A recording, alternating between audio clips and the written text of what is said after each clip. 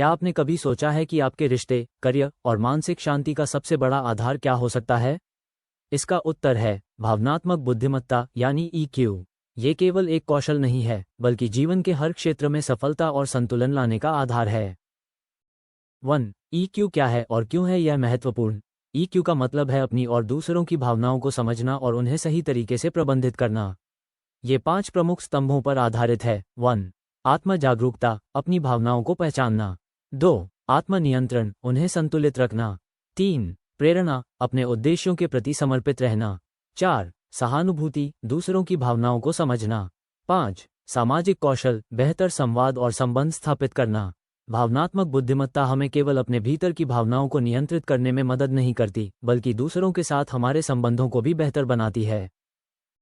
2. पारिवारिक संबंधों में EQ का उपयोग। पारिवारिक जीवन में EQ का उपयोग रिश्तों को मजबूत और समझदारी से भरपूर बनाता है। यदि आपके बच्चे किसी परेशानी का सामना कर रहे हैं, तो सहानुभूति से उनकी भावनाओं को समझना बेहद जरूरी है। सकारात्मक संवाद रिश्तों में विश्वास और प्यार बढ़ाता है। परिवार के सदस्यों की भावनाओं को पहचानकर और उनका सम्मान करके आप एक ऐसा माहौल बना सकते हैं जहां सभी सुरक्षित और खुश महसूस करें। 3. कार्यस्थल पर EQ का उपयोग। EQ के बिना कोई भी कार्यस्थल केवल एक तनावपूर्ण जगह बनकर रह जाता है। नेतृत्व कौशल, एक अच्छा लीडर अपने टीम के सदस्यों की भावनाओं को समझता है और उन्हें प्रेरित करता है। संकट प्रबंधन, तनावपूर्ण समय में भावनाओं को संतुलित रखकर बेहतर निर्णय लेना संभव होता है। टीम वर्क, EQ टीम के हर सदस्य को समझने और बेहतर सहयोग करने की क्षमता देता है। 4. दोस्ती और सामाजिक संबंधों में EQ का महत्व। EQ से दोस्ती और सामाजिक संबंधों में गहराई और मजबूती आती है। जब आप दूसरों की भावनाओं को समझते हैं, तो आप उनकी ज़रूरतों और समस्याओं का बेहतर तरीके से समर्थन कर सकते हैं। अगर किसी दोस्ती में कोई समस्या हो, तो EQ आपको समस्या को सुलझाने और रिश्ते को बचाने में मदद करता है। और सबसे महत्वपूर्ण बात, सकारात्मकता फैलाने से आप अपने आसपास एक प्रेरणादायक माहौल बना सकते हैं। 5. शिक्षा और व्यक्तिगत विकास में EQ का उपयोग।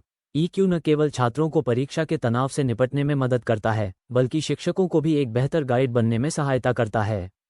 छात्रों के लिए अपनी भावनाओं को नियंत्रित करना और चुनौतियों का सामना करना EQ का हिस्सा है। शिक्षकों के लिए छात्रों की ज़रूरतों को सहानुभूति और सहनशीलता के साथ समझना उन्हें प्रोत्साहित करता है। व्यक्तिगत विकास के लिए EQ आवश्यक है, क्योंकि यह आपके लक्ष्यों को पहचानने और उन्हें हासिल करने में मदद करता है। 6. स्वास्थ्य और कल्याण में EQ का उपयोग। EQ का प्रभाव केवल मानसिक ही नहीं, बल्कि शारीरिक स्वास्थ्य पर भी पड़ता है। तनाव प्रबंधन, EQ से आप तनाव और चिंता को नियंत्रित कर सकते हैं।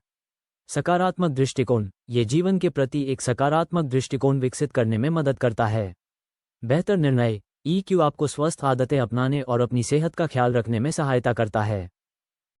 7. संकट और परिवर्तन प्रबंधन में EQ का उपयोग। जीवन में बदलाव और संकट अपरिहार्य हैं। EQ इन स्थितियों में हमारी सबसे बड़ी ताकत बनता है।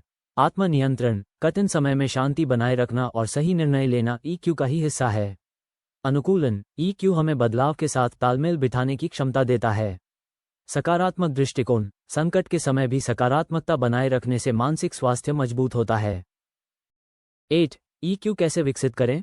EQ को विकसित करने के लिए 1. आत्म जागरूकता, अपनी भावनाओं को पहचानने का अभ्यास करें। 2. सकारात्मक दृष्टिकोण, हर स्थिति में सकारात्मक पक्ष देखें। 3. सहानुभूति, दूसरों की भावनाओं और ज़रूरतों को समझने की कोशिश करें। 4. सुनने की कला, प्रभावी संवाद के लिए ध्यान से सुनना सीखें। 5. फीडबैक लें, अपने व्यवहार के बारे में दूसरों से प्रतिक्रिया प्राप्त करें।